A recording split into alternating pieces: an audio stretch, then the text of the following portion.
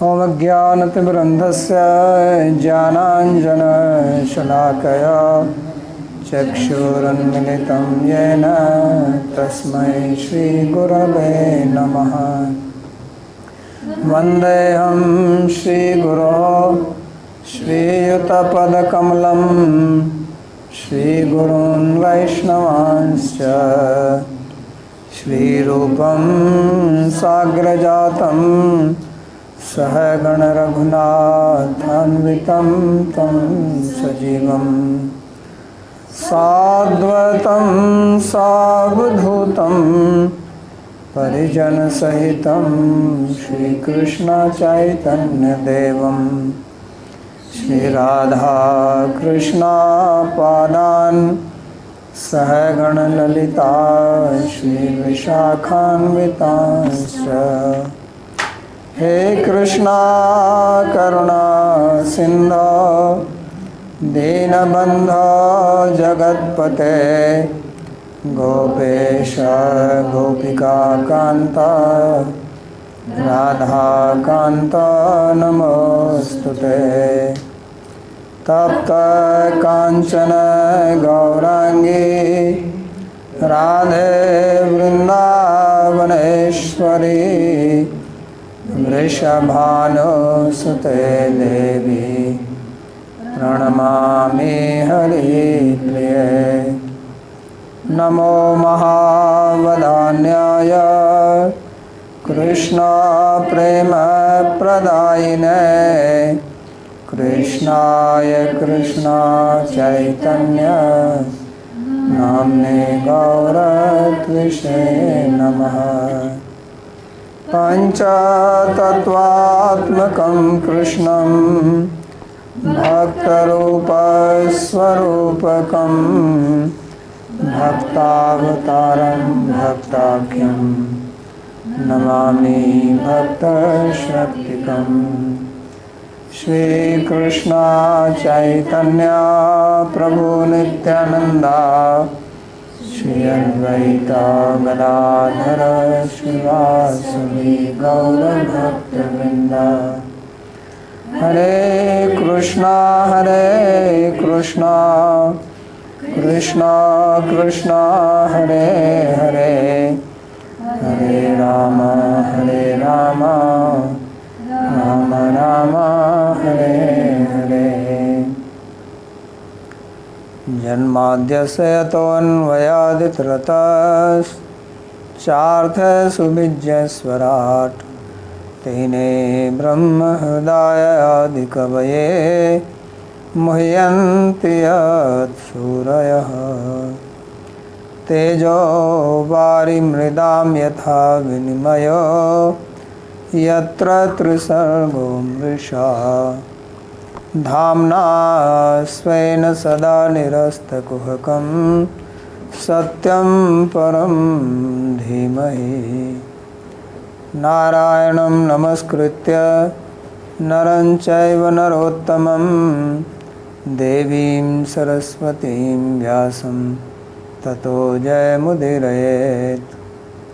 स्वस्ति अस्तु विश्वस्य खलः प्रसीदतां ध्यायन्तु भूतानि शिवं मिथो धिया। मनश्च भद्रं भजता दधोक्षजे आवेश्यतां no मतिरप्यहैतुकी। Reading from Śrīmad-Bhāgavatam, Canto 10, Chapter 35, verse number 4 and 5. This is Yugal Geet, sung by the gopis. So we read the previous two slokas where they said that Krishna is playing on his flute with his left cheek on the left shoulder, moving his eyebrows and using his soft fingers to bring out the various notes. And then it was described how the Devis in the Vimanas, they were completely astonished to hear the song of the flute, and they were all attracted along with the Siddhas, their husbands. So some questions are there, Purushottam Prabhu? Just general question. There are, says, 5 Gita in Bhāgavatam, particularly last Pancha, there are like a Pranay Gita, Gopi Gita, Brahman Gita, and this Venu Gita. Which one is the 5th Gita? Is it a Uddhava or No, this is the Yugal Gita here. This Yugal Gita? Yeah. The one we are doing now is actually not Venu Gita. I think I said it wrongly. This is Yugal Gita. This is Yugal Gita, okay. Because there Venu Gita is coming in 20th chapter, yes, okay. It comes much before that, okay. Okay, thank you, I remember. Salesh. I have a question about the feelings and experience of the deities when they heard the flute. So it was said in the commentary that their chastity was finished, consumed, and they wanted to have an affair with Krishna. Was that a lust of material type that people here in this world experience, or was it something different? They wanted to love him, be with him. So loving Krishna is material or spiritual, that you have to decide. They fell in love with him.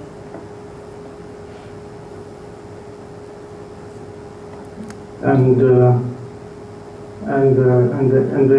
their husbands, so it was said that they wanted to become gopis in Braj. Whether in Braj or not Braj, they wanted to become female and also love him.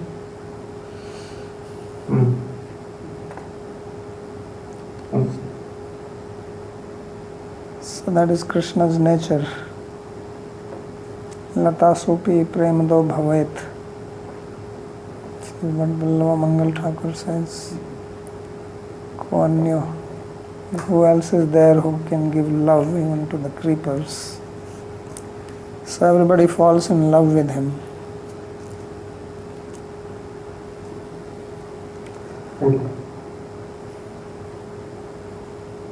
So now they continue to sing, and as we already read that this is not same gopis singing all the time, but different gopis in different moods. Hanta chitram ablaha shrunutedam harahasa urasi sthira vidyata Nanda sunuraya marta jananam narmadoyarhi kujita venuhu Vrindaso vrajavrisha mrigagavo Venu vadarhita chetase arat Danta dashta kavaladhrita karuna Nidrita likhita chitramivasam. So hanta chitrama abla shrunutedam. So the gopis are referring to other gopis that, oh Abla, listen to this wonder. So Hanta is also used in surprise. Hanta is also used in Kheda and Vishmaya. Sometimes it is used in this to express grief, and sometimes Vismaya, astonishment. And the word Chitram is also used for that. So Chitram means also picture, photo. Chalchitra is called television because the chitra is moving there. Chala means moving. So why picture is called Chitra? Chitra actually means astonishing. So a picture or a photo is called Chitra because actually it is quite astonishing that three-dimensional thing is put in two dimension, and then you look at it and you get the idea of three dimension. That's quite astonishing. So that's why it is called Chitra. So the gopis are also using this word here. It says Hanta Chitram Abala Shrunata Idam. That this is very, very astonishing. So what is that? Hara Hasa Urasi Sthira Vidyata. So he says that on Krishna's chest, Urasi, there is stable lightning. So lightning and stability don't go together. If you have seen lightning, it just comes for a flash and then it is goes. So therefore one of the names for Vidyut is also Chapala, means flickering. But here they say it is Sthira Vidyuta. So this is that streak of golden hair which Krishna has on his chest. And because he is in dark blackish color, so he is compared to clouds. And that golden thing is like a lightning. So you see lightning in the dark clouds. So this is the lightning on his chest which is compared to cloud. But how is that this lightning is stable? So this is because Krishna is Harahasa, that his smile is very beautiful. That is, there are different meanings of Harahasa. So Hara also means garland. So his smile is like a garland or like a row of cranes flying in the sky. Because again the sky is bluish, his face is like that, and then his teeth are white in color. So that is one meaning of Harahasa. Another meaning is that Hara means Manohara. Harati iti Hara, that which attracts. Hasa means smile. So he has a very attractive smile, and therefore even the lightning does not move from his chest. That is another meaning. Rasisthara Vidyat. So this is Chitram. Or this whole thing is like a Chitram, is like a picture, fixed, because in the picture nothing moves. So this is, who is this person, this Harahasa? He says Nanda Sonu. He is the son of Nanda Maharaj, which means, Nanda means happiness. So Nanda's son is Ananda. He is happiness. So happiness will give birth to bliss. So he is Ananda. He is giving Ananda to whom? Artha Jananam. Nanda Sunurayam Artha Jananam Narmado Yarhi Kujita Venu. So he is giving happiness, bliss to people who are Artha, who are suffering, in trouble here in the material world. Artha Jigyasu Artharthi, same word Artha, who are in trouble. So he gives them Narmada. So Narmada means giving jovial mood. Narma is used in the sense of like Narma Sakha. Narma means soft. There is a river called Narmada river in Madhya Pradesh. So Narma, in Hindi they say Naram. Naram means soft. Kathin means hard. So jovial mood is soft and angry mood is harsh, hard. So Narmada means that he gives pleasure to everybody. Narmada. How he is giving? Kujita Venu. Because he is playing on his flute. So by his playing his flute, he is giving happiness to all the people who are suffering.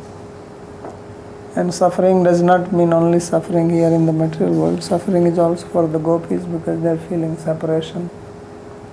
So that is also a type of suffering. And they feel happy to hear the flute. Or he is going to the forest, as we read in the previous two slokas. So the animals who are suffering, the birds, animals, the trees, so now they are happy that he is coming back. So Artha Jananam Narmada is bringing happiness to them. Why? Because he is Nanda Sonu. So you see the child, this psychology works like that. that if your parents are Nanda, happy, then you will also be happy. If your parents are miserable, fighting, troublesome, then you will also be like that. And you also have to suffer. So he is Nanda Sunu. Therefore here in Braj they sing this song, Nanda ke Anand Bhai, Jai Kanhaiya Lal ki. So Nanda gives birth to Ananda. That is Nanda Sunu. So, and because he is Ananda, then he is Narmada, Artha Jananam Narmada. So he gives, so that's why he plays flute. By his flute, playing his flute, he takes away the suffering, all types of suffering from people. And then what is the effect of this playing of the flute is described in the next verse. Vrindaso Vraja Vrisha Mriga Gavo. So there are groups of Vraja Vrisha, bulls. So generally we hear only about cows.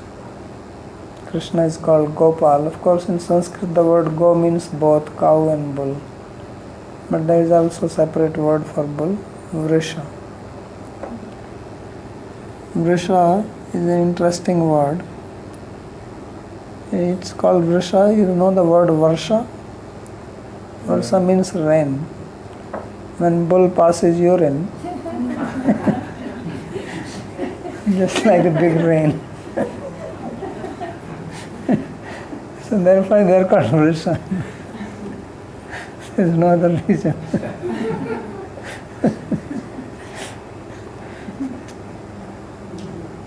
So Vrishti, Vrisha, Vrisha.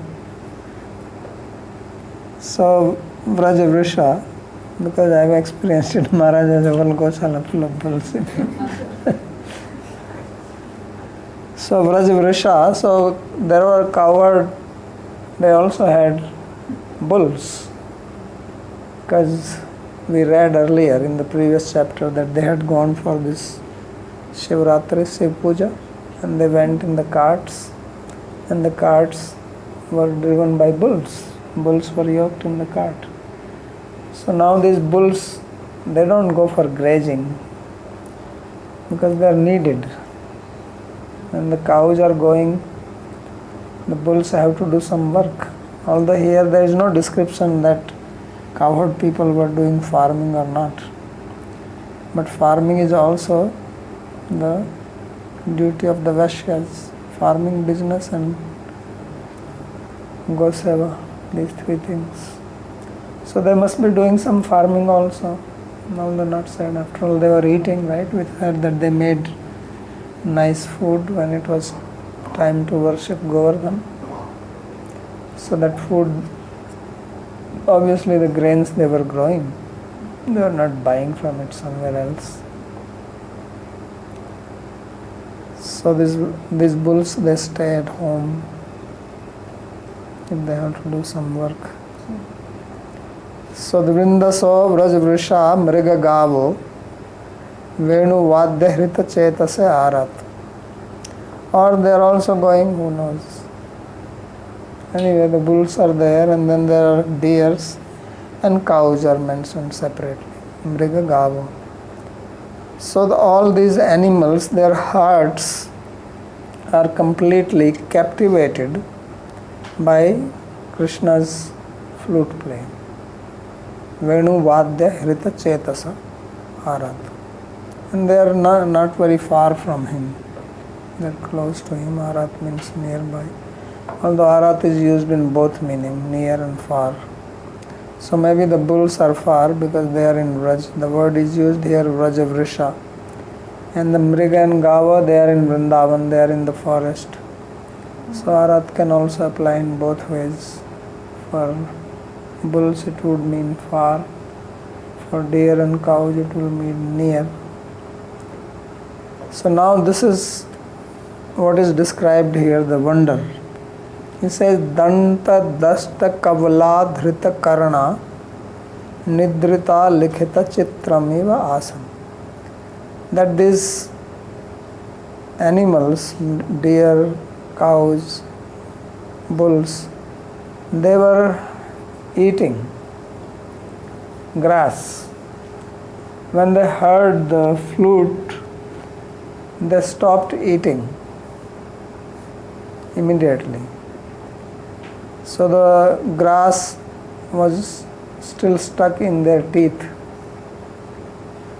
They did not throw it out and it did not go inside because they are not chewing it anymore. So they are standing with grass in their mouth and dhritkarna, and their ears are upright, trying to catch the sound from whichever direction the sound was coming. They are putting their ear to that side.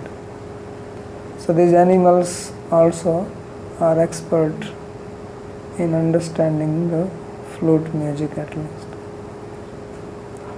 And then they did not move. He says nidrita, as if they have fallen asleep while standing. Some people can sleep while standing. Some people have this expertise. When I was in the Gurukul kids had this. Because they were woken up so early, then you go for Mangal Arati, they are standing and sleeping. Then when the Arati is over, then they wake up. So likhita chitrameva asam. They were just like as if they are the painted pictures. You see, again the word chitram is used here.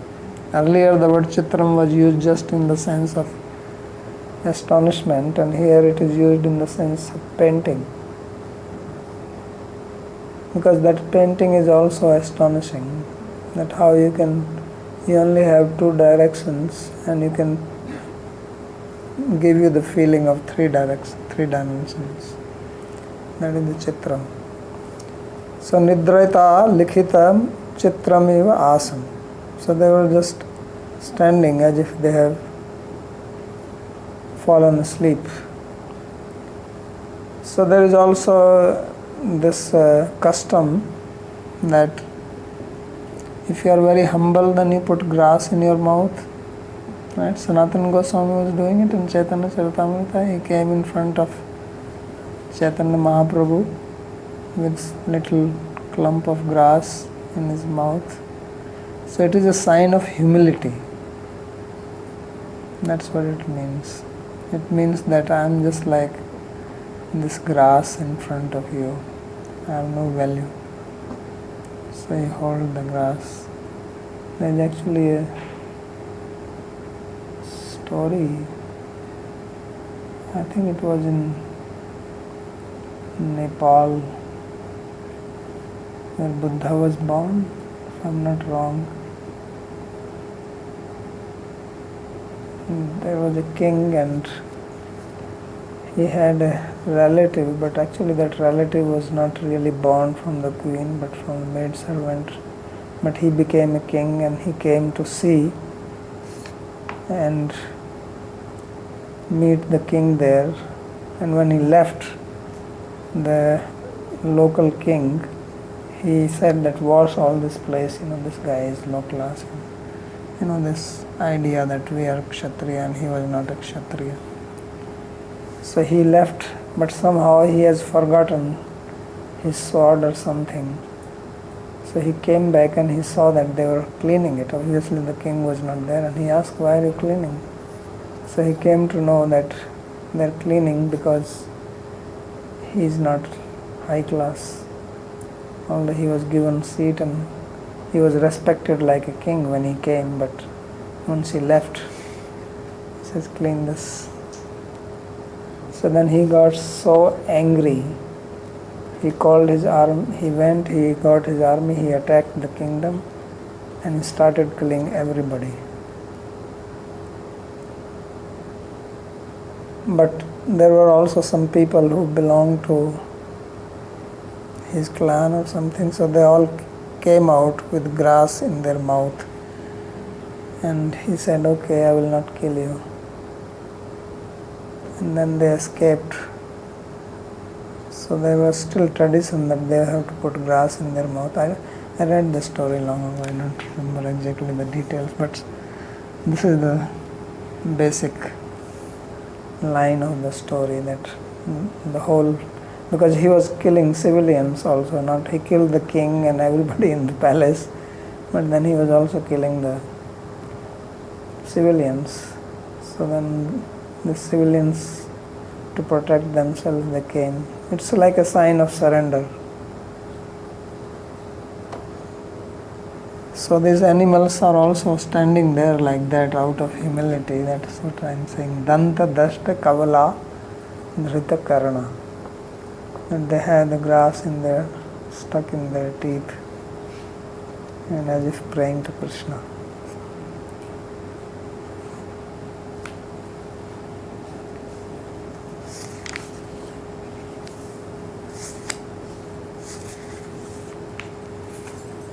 So let's read the commentary. Deva vanitanam vidagdha pravaranam ka varta mudha jantunamapi moham shrunute iti anyahu. So now he says that in the previous two slokas there was a description that the wives of the devas, they were fascinated, they were infatuated by the song of Krishna's flute. So now he says that those vanitas, those ladies, they are learned. They are not ordinary, they are learned, they also know music, so they have sense. So you could say, well, that's fine that they got attracted because they are higher beings. So he says, what to speak of them? That even animals were fascinated by Krishna's flute. So this is Vishwanath Chakravarti's expertise, Kamutya, how he compares. So therefore that even jantus, even animals who are ignorant, mood jantu namapi moham, even they are infatuated. Listen to this, srunuta idam, hear this description. Anya, some other gopis are speaking. Hanta chitram iti adbhutadapi adbhutamidamatra. So why these two words are used here, hanta and chitram? So he says adbhutadapi adbhutam, that it is more astonishing than anything which is astonishing. That's why twice hanta chitram. That is the meaning. And he abala, so those who are speaking this, they are referring to the other gopis as abala. Abala is a word used for women, but literally it also means weak. In English also they say a weaker sex for women, yes. So he says, you are weak. Why? Strinam yusmakam pativratya balam krishnena pratmata eva aphitamati bhava. Because Krishna has already made you weak by attracting your mind to him, and thus you have lost your chastity, your devotion to your husbands. That's why you are abla. So abla here is not in the sense of normal word used for women, but specific relevance for the gopis. That you have already been uprooted from your morality. Then harhasa, he says haranam valaka nam iva hasa. So his hasa, his smiling is like the valaka. Valaka is this bird which flies in the sky, white color, small, call it bagula in Hindi. I don't know what is in English. Anyway, it is a white bird. Sometimes you see here in the fields in the rainy season. Crane is bigger in size. This valaka is not very big in size. It's more like size of a this what you call kabutar, pigeon size. Yeah, dove. I think like a dove. So prakasho yatra. So that is, his smile is like a row of cranes or dove in the sky. That's the meaning.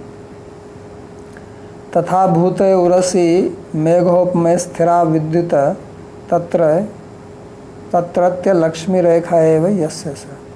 And then on his chest, which is compared to the cloud, there is this stable vidyut, lightning, which is here that rekha, the streak of hair, which is a representation of Lakshmi Devi. Tena valaka vidyuta bhushita krishna vaksho megheneva bhavati nam pativratya nidago dhvansita iti bhava. So the meaning is that this valaka, because they also fly, they also like clouds, and vidyut comes in the clouds. So Krishna vaksha megha. So Krishna's chest, which is compared here to the cloud, because Krishna also means black,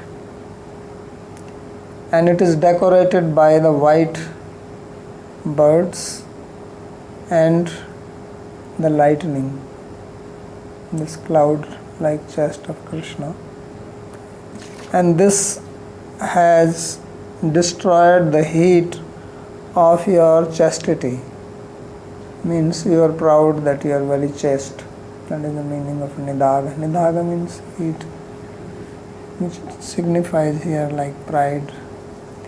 Because why he is using the word nidaga? Because he is comparing Krishna's chest with cloud. Cloud brings rain, rain removes the heat. So he has removed the heat of your chastity, means the pride that you think you are chaste. So he has completely dhvansita, demolished it. That is the meaning. Ateva ayam arta jananam yusmakam narma sarva loka kartrikam upahasam dadati. So now he is bringing a completely different that Narmada also means to joke. I already said that, like you have Narma Sakha.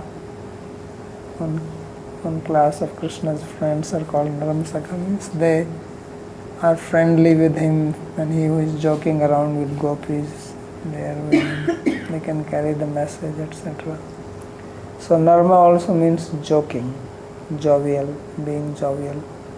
So he is saying that how he is quelling the heat of your chastity, he's making you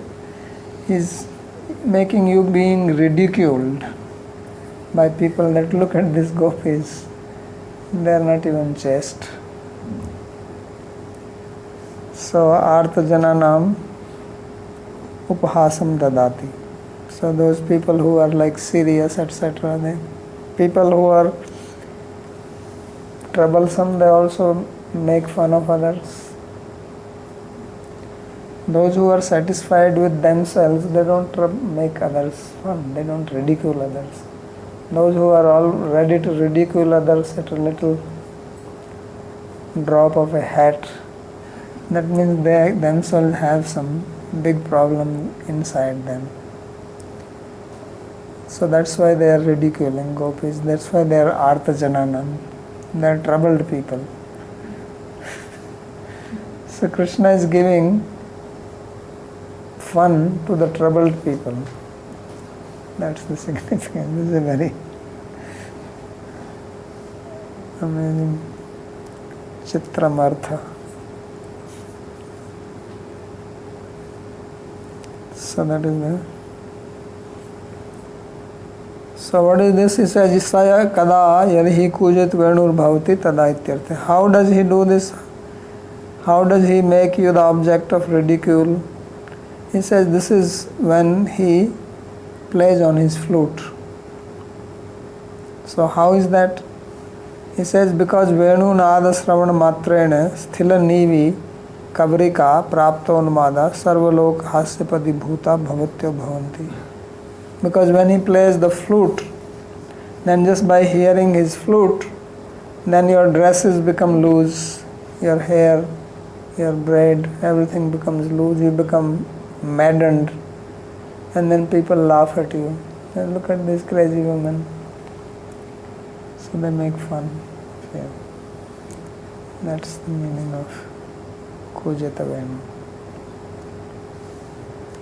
Yasmakam Manushinam ka varta Triyak Jateyopi Venu Nadena Murchita Kriyante Tyaho.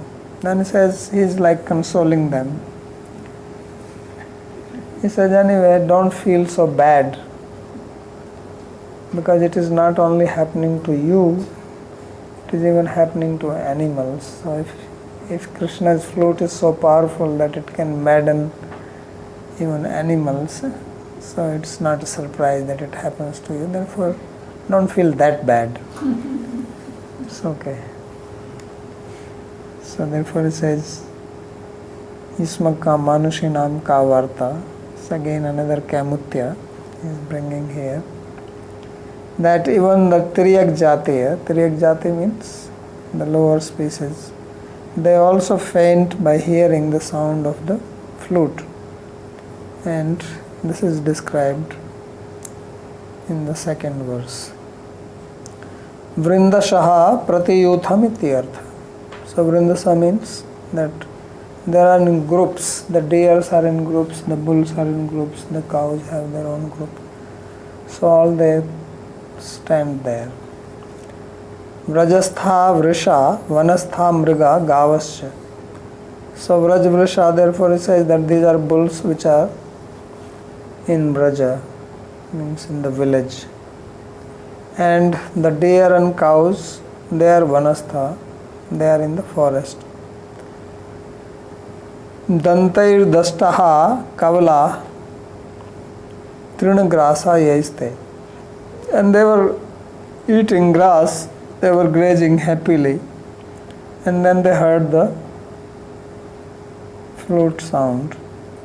And as soon as they heard the flute sound, then they stopped immediately.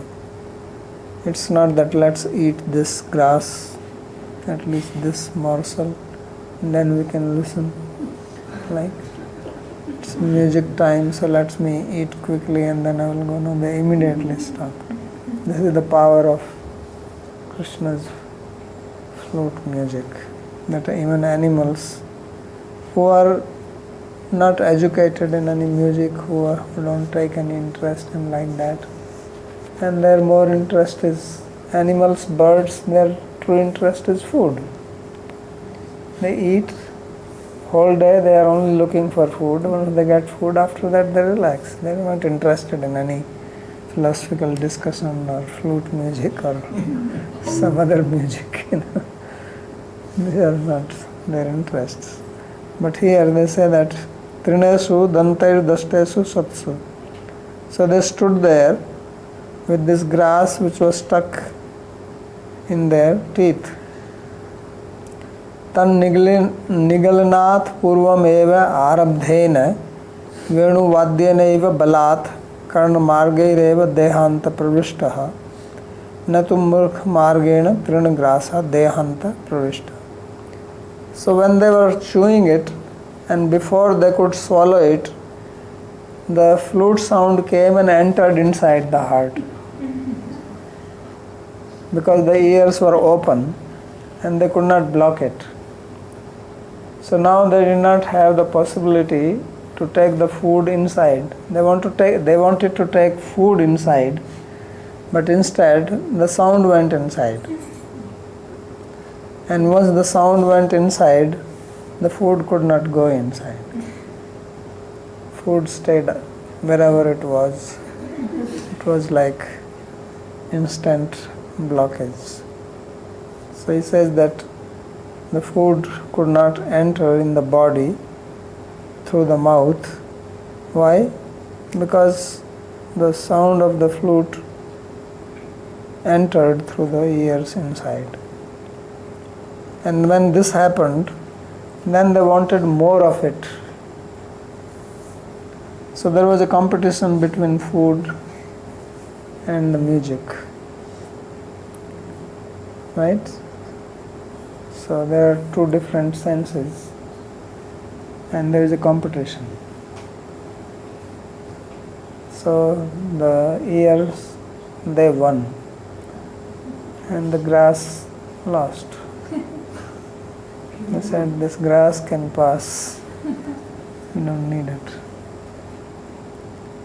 So they lifted their ears. Ateva dhrita uttambitha karna yaiste.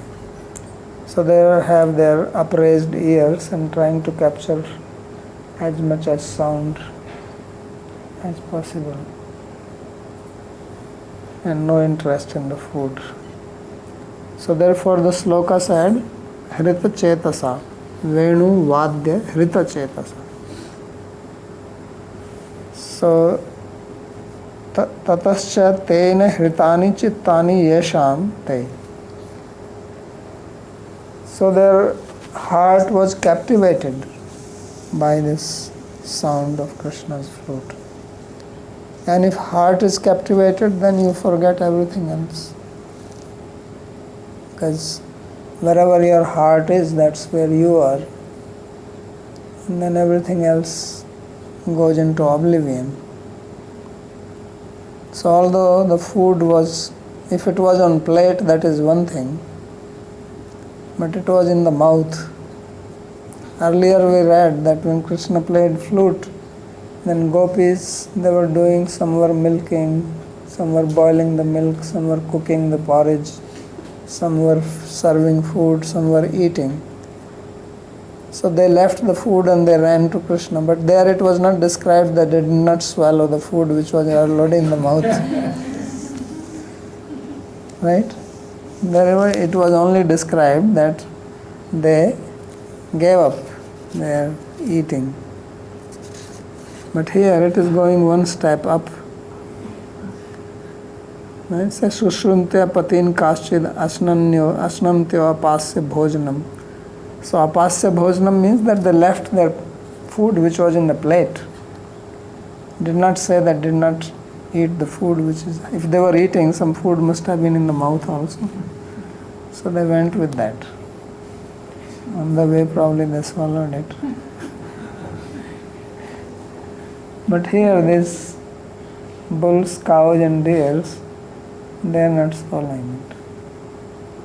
They just stood still with the food in their mouth. This is most amazing. This is the amazement which is being described here. So therefore he says, Yati ataya eva sarva indriya vyapara bhavat nidrita eva. So that's why the sloka says that nidrita. Right? Nidrita likhita chitram eva asana. So the sloka says nidrita means they fell asleep. They did not fall asleep, but they were like in sleep. So what does sleep means? Sleep means that your external senses don't do anything. If you are sleeping, somebody puts food in your mouth, even if it is milk chocolate. Will you eat it? Maybe your dream and eating in the dream, but your mouth will not eat it. So this is what happened to the animals. So that's why he says that they were as if they're sleeping, means except for the flute sound which is still going through the ears, all other senses became dysfunctional. Means all their sense power got accumulated into the ears. Their sense of touch, sense of smell, sense of taste, sense of seeing, everything got focused only in the ears. Because when you sleep, you can be woken up by the sound. So they are like that, and only the flute sound is going inside. Sound can still enter inside. So they got into the state of samadhi. That is the significance here, that even they were meditating. Likhita chitrameva asana. So sarvendriya vyapara bhavat. This is how yoga is described by Patanjali. Yoga is chitta vritti nirodha, right? So all the vrittis stopped. There are no more vrittis coming from any of the senses. तथैव तृणग्रासास्ते दन्तदष्टत्वस्य अनपगमाद् भूमौ अपि न पतिता इति भावः. Therefore, this generally, if you are in that state, suppose you are eating and you are so tired, you fall asleep, the food will fall out from your mouth, right? But this did not happen to them because the grass was stuck in the teeth, So he says that it did not fall on the ground. Why? Danta dashtatvasya anapagamat. Because it was stuck in the teeth. So it did not come out and did not fall on the ground. So this is the state of samadhi. Flute sound. ततश्च प्रबलीभूतेन जाड्य संचारेण जनिते स्तंभातिशये सति मूर्छायां च सत्यां श्वासस्यापि प्रायस्तब्धिभावात् लिखितचित्रमिव इति उपमान्त्रं दत्तं. So now he is saying that now after that what happened, that there was a sanchari bhav in which jadya, inertness, they became completely inert, unable to move, that came. And then that brought the stambha, which is one of the 8 sattvic bhavas. They got completely stunned. And then after that the next one is murcha, they fainted. Chasatyam, and in that state their breathing also stopped. Not completely, but moving very slow. When somebody goes into samadhi, that's what happens. Very slow breathing, no external movement, no perception of outside world. So therefore it says prayastabdi bhavat, and thus they were as if they have turned into paintings. It looked like, instead of bull, it looked like there is a painting of the bull there with a grass in the mouth. So Chitrit, because even the eyes were not blinking, just standing there. Tatrapi likhita iti utkirna chitradapi likhit chitrasya chamatkarat vishaya vivaksha uktam. So there are, utkirna is like what you engrave. So he says this was called likhita chitra, means it is like a drawn painting then instead of engraved. So this shows even more astonishing situation. Kenapi adbhut chitrakarena akashpate likhitani chitrani vismaya raso dhvanita. So he says it is just like if some painter has painted on the canvas of the sky, because it is not one or two, so many. So like the sky is the canvas and somebody has painted. So this is sloka describes what is called the Vishmaya rasa, the rasa of amazement. And that's what was experienced here. So I'll stop here if there is any question.